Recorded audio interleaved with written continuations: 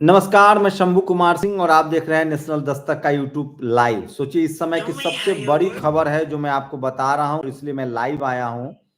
किस तरह से इस समय जब मैं आपसे बात कर रहा हूं तो दिल्ली यूनिवर्सिटी में धरने पर बैठी डॉक्टर रितु, उनके समर्थन में आए चंद्रशेखर आजाद और उसके बाद आपको बता दें कि मोहम्मद प्राचा, भानु प्रताप, इन सबको पुलिस ने डिटेन किया है। डॉक्टर रितु आप लोग जानते हैं लगातार धरने दे रही थी, जिस तरह से उनको टर्मिनेट किया गया है और उसके बाद से जिस तरह से उनको नौकरी से निकाला गया। दिल्ली यूनिवर्सिटी में लगातार इस तरह के आरोप लग रहे हैं कि किस तरह से जो लोग आरएसएस से नहीं जुड़े हुए हैं, जो बीजेपी के नहीं और खासकर जो एससी एसटी ओबीसी किसान समाज से हैं और अगर वो बहुजन आंदोलन से जुड़े हुए हैं, अम्बेडकराइट हैं, तो उनको बिल्कुल नौकरियां नहीं दी जा रही है। कुछ अम्बेडकरवादी ने ट्वीट किया है, दिल्ली यूनिवर्सिटी में अपने हक अधिकार और न्याय के लिए आंदोलन चला रहे Bhim army chief Chandrashekhar Azad, doctor Ritu Singh और एडवोकेट महमूद प्राचा समेत सैकड़ों लोगों को पुलिस ने डिटेन कर लिया है। यह दिल्ली पुलिस और दिल्ली यूनिवर्सिटी की जातिवादी व्यवस्था को दर्शाता है। सभी साथियों को तुरंत रिहा किया जाए। तो ये सबसे बड़ी खबर इस समय की बता रहा हूं, चूंकि सोशल मीडिया ही सहा रहा है। हम लोग की कोशिश होती है कि तमाम खबरें जो है, नेशनल जनमत ने भी इसको ट्वीट किया है, तो चंद्रशेखर आजाद, डॉक्टर रितु को डिटेन किया गया है और इस सबसे बड़ी खबर बता रहा हूं इस समय के। सोचिए किस तरह से दिल्ली यूनिवर्सिटी में तस्वीरें भी दिखाऊंगा और वहां से एक रिपोर्ट भी दिखाऊंगा आपको। वो रिपोर्ट है 13 मिनट की रिपोर्ट है जो रिपोर्टिंग हुई है। पुलिस को लेकर तमाम सवाल उठ रहे हैं कि आखिर डॉक्टर रितु को संवैधानिक तरीके से धरना प्रदर्शन क्यों नहीं करने दिया जाता। ये रिपोर्ट देखिए आप।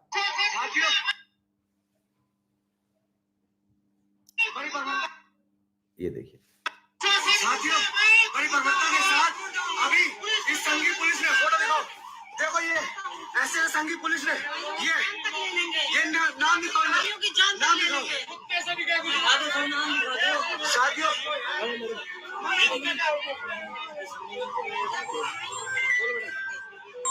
ये डॉक्टर रितु हैं, आपको उस समय की तस्वीरें, ये सीधे वीडियो दिखा रहा हूँ। लगभग 9 बजे के आसपास इन लोगों को डिटेन किया गया है। डॉक्टर रितु की हालत बहुत खराब हो रही है और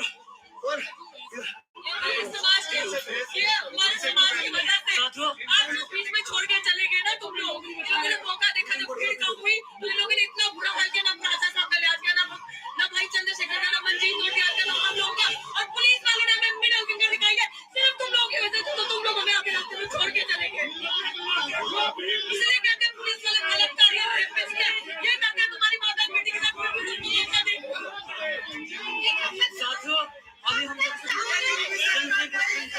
बीमार में देख लिया तो आपको मैं दिखा रहा हूँ निगम पुलिस पर प्रशासन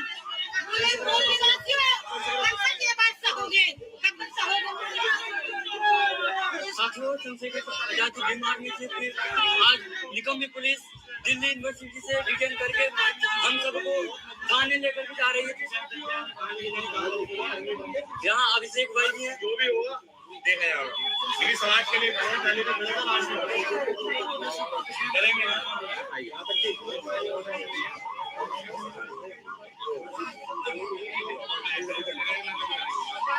देख सकते हैं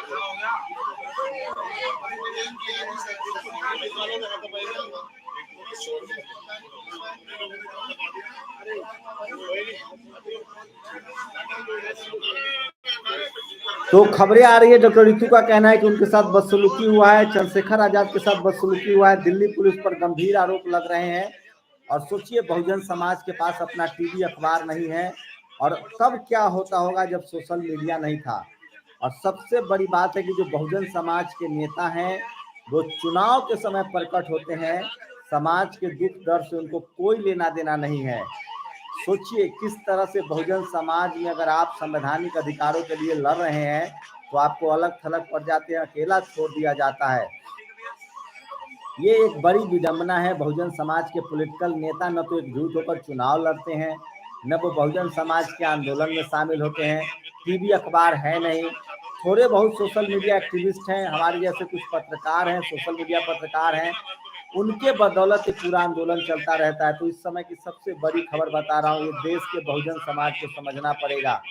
मैं बार बार कह रहा हूँ कि अब लड़ाई बहुत महीन हो चुकी है। अब जातिवाद के शिकार वो लोग हैं जो मीडिया में है, जुडिशियरी में है, कॉलेज यूनिवर्सिटी में, ब्यूरोक्रेसी में, बिजनेस में, नौकरी में है।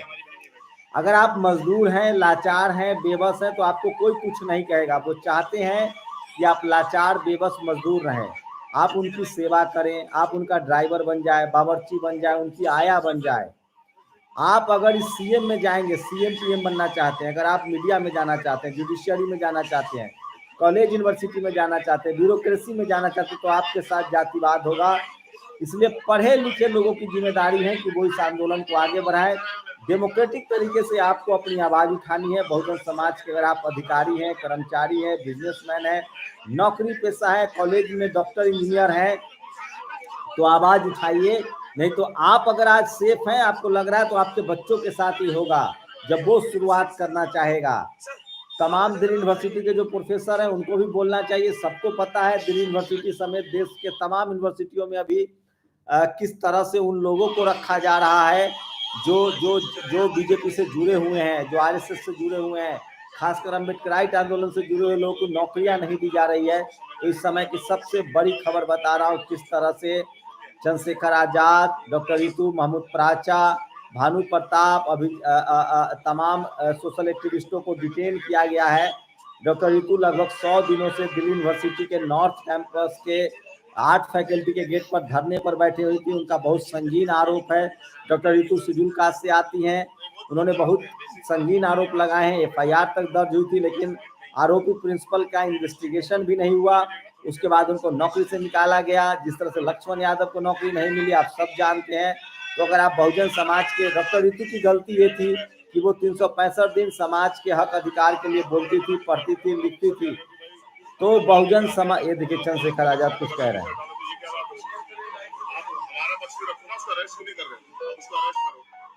उसको पकड़ के लेके आओ, उससे इन्वेस्टिगेशन करो। उसने वो साइन जितने फॉल्स वो बनाए, एविडेंस इकट्ठा किए, तो उसने जो 420 की तो उसको कार्रवाई की। तो डॉक्टर रितु का बहुत गंभीर आरोप है कि किस तरह से उनको गलत सबूत, मतलब किस तरह से फ्रॉड तरीके से उनको नौकरी से निकाला गया है। इसके खिलाफ जांच भी नहीं हो रही। सोचिए, आज भी जब संविधान लागू है तब किस तरह से जातिवाद हो रहा है। मैं फिर कह रहा हूं, अब जातिवाद पावर सेंटर्स में है। अगर आप लाचार हैं, बेबस हैं, आप ठेला चला रहे हैं, रिक्शा चला रहे हैं, मजदूरी कर रहे हैं, सब्जी बेच रहे हैं, भैंस पाल रहे हैं, खेती कर रहे हैं, तो आपके साथ कुछ नहीं होगा। आप अगर पावर सेंटर्स में आएंगे, जहां सम्मान है, पैसा है, आप खेल में आना चाहेंगे, हाई कोर्ट सुप्रीम कोर्ट में जज बनना चाहेंगे, अगर आप मीडिया में जाना चाहेंगे, जुडिशियरी में जाना चाहेंगे, कॉलेज यूनिवर्सिटी में जाना चाहेंगे, बड़ी नौकरियों में जाना चाहेंगे, आईएएस पीसीएस बनना चाहेंगे, तब आपके साथ जातिवाद हो रहा है। और ये अब बहुजन समाज के वो तमाम लोग, एससी एसटी ओबीसी, अल्पसंख्यक समाज, किसान, जो पढ़े लिखे लोग हैं, जिनको लगता है कि उन तक ये आंच नहीं आएगी, वो गफलत में है। मान लीजिए मैं कलेक्टर हूं आज और मैं चुप रह के अपनी नौकरी पूरी कर लूं, लेकिन तय मानिए आपके बच्चों को तो कलेक्टर सीधे भर्ती नहीं हो जाएगा, उसको भी संघर्ष एग्जाम में प्रोसेस होना पड़ेगा, तब उसके साथ जातिवाद होगा। राजेंद्र प्रसाद सिंह कहते हैं कि अगर आप दलित, पिछड़े, आदिवासी, अल्पसंख्यक हैं इस देश में, अगर आप आरक्षण से नौकरी आपको मिल भी जाती है तो आपके लिए बहुत मुश्किल है सम्मान से नौकरी करना। एक भी इस देश का एससी एसटी ओबीसी, किसान कम्युनिटी का अधिकारी, कर्मचारी, खिलाड़ी, बिजनेसमैन मुझे बताए कि क्या उनके साथ जातिवाद नहीं होता है, तो मैं ये काम बंद कर दूंगा। मैं फिर कह रहा हूं, इसके खिलाफ लड़ाई एकदम आसान है। आपको डेमोक्रेटिक तरीके से, संवैधानिक तरीके से, चूंकि आपके पास टीवी अखबार नहीं है इसलिए लड़ाई मुश्किल होती जा रही है। अब तक इस खबरें रोज डॉक्टर रितु होता था, रोज लक्ष्मण यादव होता था, रोज रोहित वेमुला होता था, लेकिन अब सोशल मीडिया, आपको कुछ नहीं करना है। आपको डेमोक्रेटिक तरीके से अपनी आवाज उठानी है, संवैधानिक तरीके से सोशल मीडिया पर अपनी बात कहनी है, आपको पढ़ना है, लिखना है, बोलना है, सॉलिडारिटी दिखानी है, सड़कों पर डेमोक्रेटिक तरीके से आपको प्रोटेस्ट करना है, तब जाकर आपके संवैधानिक अधिकार बचेंगे। इस देश में जातिवाद की जड़ें गहरी है और अब जातिवाद गांव में खत्म हो चुका है, अब जातिवाद शहरों में आ चुका है, अब जातिवाद पावर सेंटर्स में आ चुका है। उन नौकरियों में जातिवाद है जहां से आपकी किस्मत बदलती है, जहां से आप अमीर होते हैं, जहां से आप सम्मान के साथ जीना शुरू करते हैं, जहां से आपके पास पावर है। तो अब media, judiciary, college university, bureaucracy, business, sports, cinema, इन जगहों पर जातिवाद हो रहा है। अगर आप इनमें से किसी जगह पर जाना चाहते हैं या कहीं पर हैं या आप अपने बच्चों को भेजना चाहते हैं, तब आपको लिखना पढ़ना और इस जातिवाद के खिलाफ बोलना पड़ेगा। नहीं तो यकीन मानिए कल आपके बच्चे की भी बारी आएगी, क्योंकि जाति कभी जाति नहीं है और जातिवाद आपका पीछा नहीं छोड़ेगा। तो ये तमाम लोग जो इस आंदोलन को आगे बढ़ा रहे हैं वो इसी जातिवाद से लड़ रहे हैं, लेकिन मेरा दुख जो है वो इसलिए है कि तमाम पढ़े लिखे लोग नहीं बोल रहे हैं, नहीं लिख रहे हैं, डर से, मानसिक डर से निकलिए। और तमाम पॉलिटिकल लीडरशिप जिसकी चुप्पी है वो भी काफी दर्दनाक है कि ये लोग चुनाव के समय वोट लेते हैं और उसमें भी ये लोग एकजुट नहीं होते हैं आपस में। तो बहुजन समाज को बिल्कुल लाचार और बेबस छोड़ दिया है। लंबी लड़ाई है ये, और बहुजन समाज के फूले, पेरियार, अंबेडकर, जगदेव बाबू, सोनेलाल पटेल, महामाना राम स्वरूप वर्मा, नारायणा गुरु, संत गाडगे सब लड़ते आए हैं इस लड़ाई को। जब तक बहुजन समाज का पढ़ा लिखा तबका लिखना पढ़ना बोलना नहीं सुनेगा जातिवाद के खिलाफ, तब तक आपके नस्लों को ये सब झेलना पड़ेगा। आप लोग अपनी प्रतिक्रिया जरूर दीजिए। शुक्रिया।